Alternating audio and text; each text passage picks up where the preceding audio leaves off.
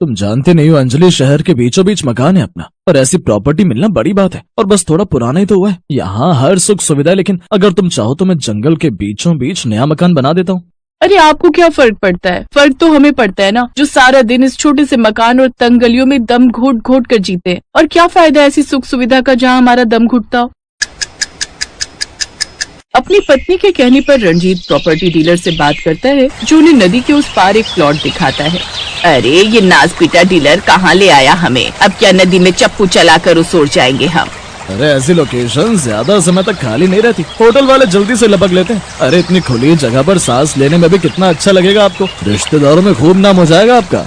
देखो ना रंजीत, घर के आगे नदी बह रही है। जब 2 मंजिला मकान बनाएंगे ना तो सबके यहाँ पर्सनल कमरे होंगे, और जब बालकनी में खड़े होंगे ना तो ठंडी ठंडी हवा आएगी। हाँ भाई साहब, अब मत सोचिए और ले डालिए। अब डीलर और पत्नी के कहने पर रंजीत अपनी सारी जमा पूंजी लगाकर वो प्लॉट ले लेता है और शहर के बीचों बीच बने अपने घर को किराए पर दे देता है। फिर कुछ महीनों बाद, अरे आप तो ऑफिस जा रहे थे, वापस क्यों आ गए? अरे बोट पर लोगों की भीड़ हुई पड़ी है, बिल्कुल भी जगह नहीं थी बैठने के लिए। तो अब दूसरे रास्ते से चले जाओ। तब तो मैं आधे दिन के बाद ऑफिस पहुंचूंगा, अब आज रहने देता हूँ, छुट्टी कर लेता हूँ। हाँ ये ठीक रहेगा, और कल सुबह टाइम से उठ जाना तो शायद आपका बोट में नंबर आ जाए। अब दिन में जाकर आप सब्जी ले आइएगा। रंजीत कुछ घंटे बाद बोट में बैठकर सब्जी लेने चला जाता है और कुछ देर बाद ढेर सारी सब्जियां लेकर घर लौटता है। अरे इतनी सारी सब्जियां? नदी के पास सब्जी मंडी का व्यापार खोलने का इरादा है क्या आपका? अरे मेरी माँ रोज कुश्ती लड़कर नाव में बैठकर बाजार से सब्जियां लाना मेरे बस की बात नहीं है। 2 हफ्ते की सब्जियां एक साथ ले आया हूँ, अब 15 दिन तक बिल्कुल सब्जी लाने के लिए नहीं कहना। फिर 2 दिन बाद, हाय रे मर गई, आग लगे इस नदी को। क्या हुआ माँ जी?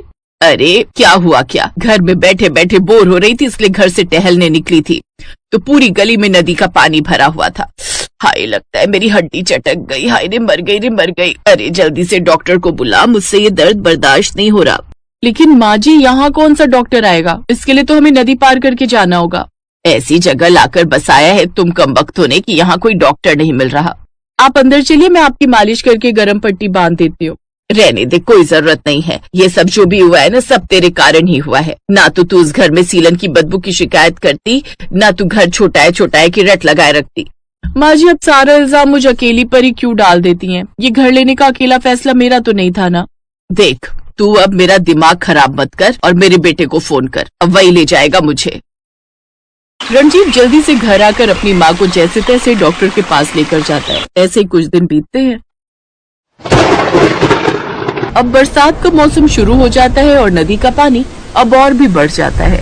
अरे बेटा, ये नदी का पानी बाहर आ गया है, सब जगह कीचड़ ही कीचड़ हो गया है। माँ बरसात में तो शहरों के गड्ढे भी पानी से भर जाते हैं, और फिर ये तो नदी का किनारा है, तो कुछ दिन तो कीचड़ रहेगी ही। अब घर के बाहर कीचड़ होने से वो लोग बाहर भी नहीं निकल पाते। फिर कुछ दिन बाद उनकी बेटी रूही कमरे में खेल रही होती है कि तभी नदी किनारे से एक सांप उनकी खिड़की से होता हुआ घर में घुस आता है, जिसे देख रूही जोर जोर से चिल्लाने लगती है, मम्मी सांप। वो सभी दौड़कर उस कमरे में आते हैं। रणविजय जैसे तैसे उस सांप को बाहर फेंकता है। हाय मेरी बच्ची, ये ना जाने कहाँ आकर फंस गए हम। तभी बाहर तेज हवाएं चलने लगती हैं और बाहर नदी किनारे की मिट्टी उनके घर के अंदर आने लगती है। हे राम, ये कहाँ आकर फंस गए हम? हमने यहाँ आकर कोई गलती तो नहीं न की जी? अरे तो घबरा क्यों रही हो? हमने शहर वाला मकान बेचा थोड़ी ना, किराए पर ही दिया। इसको बेचकर वापस वहीं चले जाएंगे। 3 दिन बाद अचानक नदी का पानी काफी बढ़ जाता है। खबर में दिखाया जाता है कि पड़ोसी राज्य ने बांध का पानी छोड़ा है और निचले इलाकों और नदी किनारे बसे घरों का बाढ़ में डूबने का घर है। फिर उनके घर एक नोटिस आता है। क्या लिखा है इसमें? माँ इसमें लिखा है कि हमें जल्दी से घर खाली करना होगा, और अगर ये घर खाली नहीं किया तो पड़ोसी राज्य से छोड़े गए इस पानी से बाढ़ का खतरा बढ़ जाएगा और घर तक डूबने का भी डर है। और अगर ये घर डूब गया और किसी की जान चली गई तो इसमें सरकार की कोई जिम्मेदारी नहीं होगी। अरे ऐसे कैसे चला जाएगा? इतने पैसे लगाए हैं इसे बनाने में। माँ भी ये सब सोचने का वक्त नहीं है, जान रहेगी तो ही रह पाएंगे ना इस घर में। चलो हम सब अपने शहर वाले घर में ही वापस चलते हैं।